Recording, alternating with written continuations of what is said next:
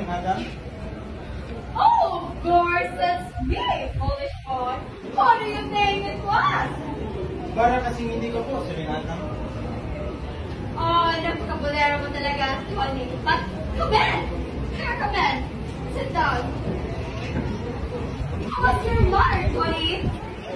Poor mother is terribly homesick for Tondo. She wants to come back here at once. How long have you been away? 3 months po, Aling Adam. 3 months? 3 months ay napakatagal na sa kondo. Ay, my kumare. How poor she must be out there. Well, you know, Aling Adam, we must go cross our job. As soon as matapos na kami sa Bulacan, babalik natin kami sa Tondo. Yes! You must bring her back as soon as possible. Now I understand how she feels.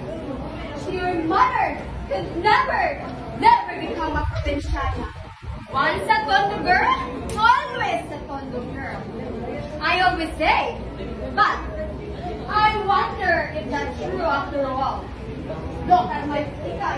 She was over there in America for a whole year. And she never felt homesick at all. Aling Adam, when did she arrive? Last Monday. I didn't know. Oh, well, Tony. That girl arrived only last Monday. At tingnan mo anong ginawa sa akin.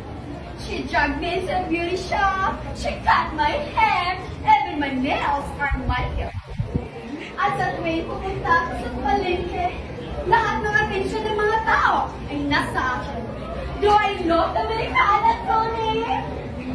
You look just wonderful, Aling Adam. And where is she now? Tika is still sleeping. Oh, you look hot. Yes. Well, Tony, that girl, she has been very